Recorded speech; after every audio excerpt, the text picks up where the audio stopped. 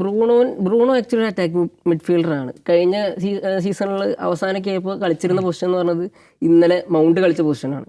ആ സ്ട്രൈക്കറിൻ്റെ തൊട്ട് പിന്നിലത്തെ ഒരു പൊസിഷൻ. അവിടെ ആ ഒരു ക്രിയേറ്റീവ് ഔട്ട്പുട്ട് കൊടുക്കാനും ബ്രൂണോയ്ക്ക് പറ്റും. പക്ഷേ ഇപ്പോൾ ഈ 3 പുതിയ ഫോർവേഡ്സ് വന്നു. കുന്യ വന്നു, ഉംബമോ വന്നു, സ്ട്രൈക്കിങ്ങിൽ സെസ്കോ വന്നു. അപ്പോൾ ബ്രൂണോൻ്റെ സ്ഥാനം, അവിടുത്തെ ഒരു സ്ഥാനം നഷ്ടപ്പെട്ട പോലെ. പിന്നെ ഇവിടെ ഒരു ഹോൾഡിംഗ് മിഡ്ഫീൽഡർ ഇല്ല. അപ്പോൾ അവർക്ക് ഉള്ളതിൽ ഇപ്പോൾ ക്യാപ്റ്റനെ എന്തായാലും കളയാൻ പറ്റില്ല. അപ്പോൾ ക്യാപ്റ്റനെ കളിപ്പിക്കണം. അതുപോലെ ഡിഫൻസീവ് മിഡ്ഫീൽഡർ കാസമീറോനെ മാറ്റാൻ പറ്റില്ല.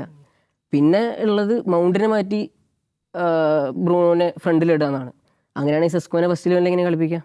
അപ്പം അങ്ങനെ ഒരു കൺഫ്യൂഷൻ അമോറിമിന് നിലവിലുണ്ടെന്ന് പറയാം നമുക്ക്.